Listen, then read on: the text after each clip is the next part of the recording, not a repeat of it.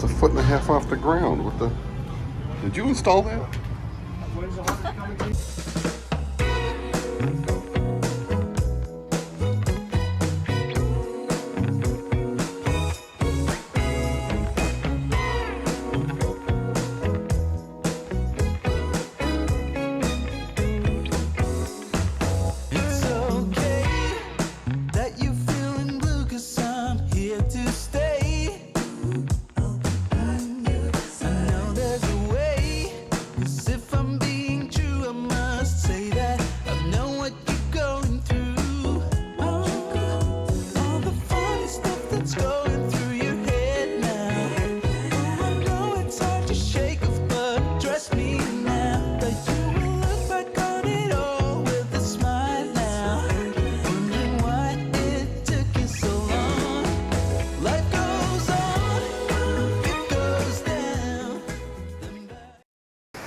So this is the Spearfish Creek right at our campground, Spearfish Campground. Pretty cool.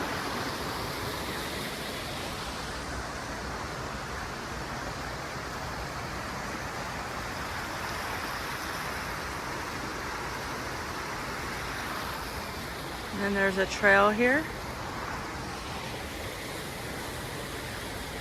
And it also goes this way.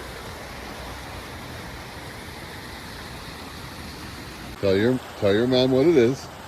Oh, this is the hatchery.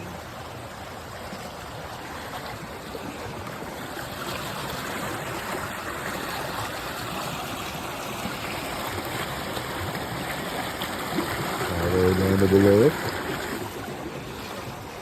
I am. And that goes all the way down to the hatchery.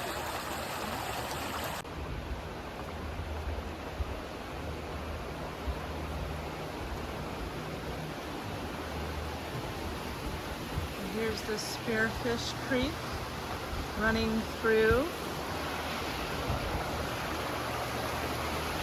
We're at the DC booth, Historic National Fish Hatchery.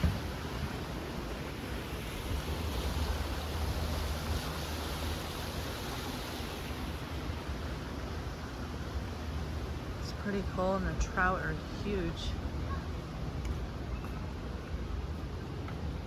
They have a gift shop and a museum and Mr. Booth's house. Really neat place. And it's free. You see all the trout? So many. It's a really neat place.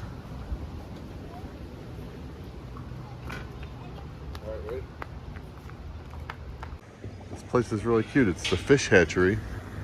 I think it's one of the few fish hatcheries left in the country. They've got trout, and when you feed them, they go ballistic. Look at them all. Oh, they look delicious. We're gonna go try one of those today. Yeah, we're gonna go out and get some trout tonight, I think. Oh It's my God! Look right at across them. from the campground. You can walk right over, and everything's free.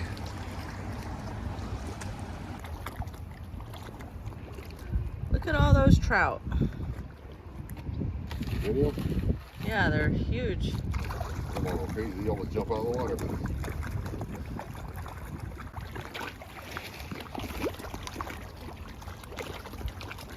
So many trout.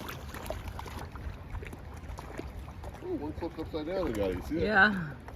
Hey, you want to take a walk? So this is underneath. You can see them.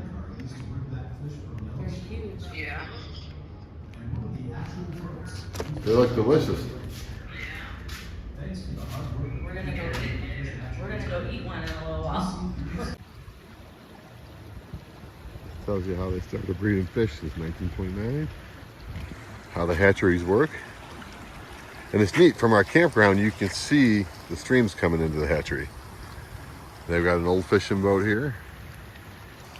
Even got a museum and a rail car up here, which we're gonna go see next. It's kind of a cool place to come see for free. Yeah, it's neat. Right across from the campground. Get some fish food. Yeah, fish food. Don't eat it. It's for the fish. All right, we'll go check it out. What's it called? The Yellowstone boat. The Yellowstone boat. Give me some details. Well, says the long journey ended on August 6, 1996, when the boat known as the Yellowstone boat was docked here. Probably constructed during the 1920s, the boat is 33 feet long with steam-bent white oak ribs and cypress planking. The engine is Model 35 Pernath Marine engine, although not the original engine. This engine was used in another of the Yellowstone boats, U.S. Fisheries 54.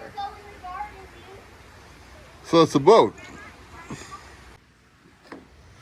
So basically a guy took the eggs from Yellowstone, Lake Yellowstone, which we just drove through recently, and he spread them out, and they went through Bozeman, Leadville, Homer, and different hatcheries, and all of the trout around here are from that guy.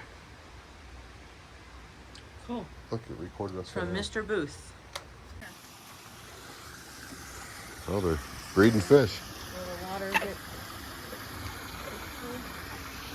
It's a neat little path up to the next building. This is so cute. It is. We found the museum. Yeah. It's a pretty setup. You brought the dog? Oh, he's not. Okay, all right. Now.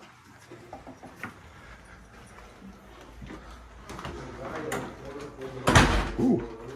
Door closes hard. It's neat, huh? Yeah, it's cool.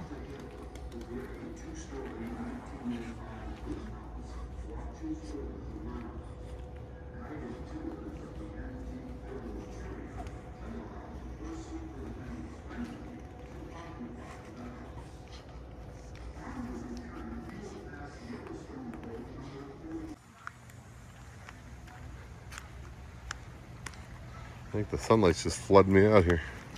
I gotta find some shade. There we go. Why would they have a train at a fishery? Up until 1930, all the fish were shipped by train. They were done at either half of the fee or shipped for free because the railways were so happy to have the train, they ran along the rivers and the fishery stocked the rivers. So they didn't charge them. This was the last train built, and it was the most modern of all the trains. See, I do retain some information. 1927, the original number 3 was built in 1884, was in service for 46 years. So when we went to start this replica 30 years ago, of course the original company, Harlan and Hollingsworth out of Bethlehem, Pennsylvania, had been gone for decades. So over in the museum, there's a 5-foot long miniature, or a 6-foot long miniature. If you've been to the museum, you've seen it? Yeah, They used that miniature and photographs to turn the early 1900s passenger car from this into this. One of the biggest differences, the body of this is physically shorter. So if you look at the length of the sleeping bunks, everything's been compressed to fit in the same area. the woodwork's fantastic. Well, now here's the rest of the story on that. This is a Spearfish native. His name is Roger Leslie.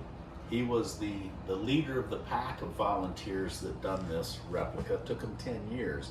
I figured this guy was like, you know, Mr. Cabinet Maker, ultra woodworking aficionado, knew, and come to find out, until they started this project, he had never held a board and a saw in his hands. Well, he had 10 years figured out.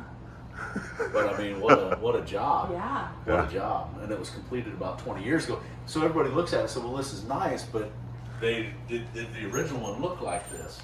So well, here's a photograph of the original one, so I'll let you be the judge. And when you look, the biggest thing they didn't do, they didn't put the plumbing in. So the original number 3 had a tank below the water tank. They had a water tank below the floor, and they used a steam powered pump to move the water through the ice box, through these tubes, and then into the containers. The fish were kept in the containers, originally in the 12-gallon cream can. And what year were they doing this? 1880s. Wow. Wow. Ingenuitive. They could haul 15,000 in that style container. In the 20s, a guy by the name of Edgar Fierno said, if we use a smaller container, we get more containers in the same compartment space, And he was right, they could haul closer to 24,000 fish at a time. With the added benefit, when they designed the lid, he put all these little holes so as the train was moving and the water was sloshing it from the carrier. So if everything was working right, there was a crew of 5 people. There was a captain who spent his time on that end with orders, deliveries, scheduling, all of that stuff. The cook who spent his time on that end, and then the 3 messengers in between tending the fish. Everything was working right. The messengers just had to feed the fish.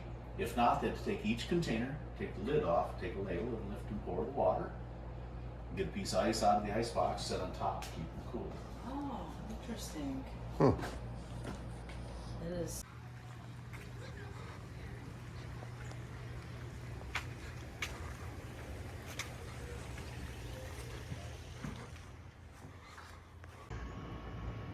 From the train, we're gonna go check out the scenic overlook. I just followed Tanya's butt everywhere.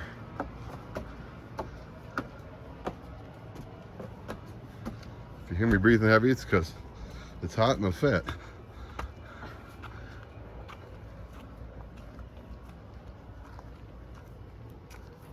I cannot believe the heat. How far up does this go? I'm not sure. Did we get ourselves into one of those, what did I get myself into hikes?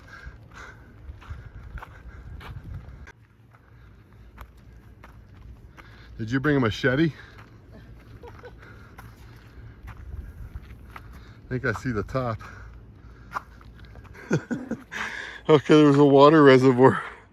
That was a big hike up for like, What do you climb on that up there? I don't know. We went all the way up here and it's like, wah, wah. I don't understand. Maybe you go up that way. Want me to look? We came this far. No, that just stops at the edge of the water reservoir. Climb up there? Sorta. I would not call it a scenic overlook. All right, let's go. Oh, you're halfway down there. All right. Don't climb the hill at the hatchery. Boy, that's a nice truck outside the Spearfish.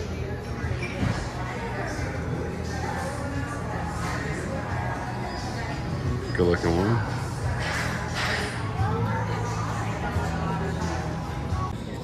So we've got fresh trout and our first Indian taco. It's a lot of food.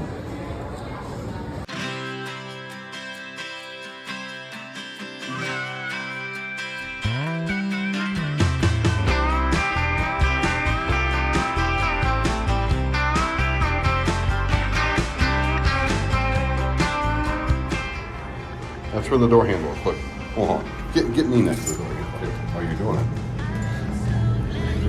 Oh my god, it's a heavy board. It's 1.5 feet off the ground. What the? Did you install that?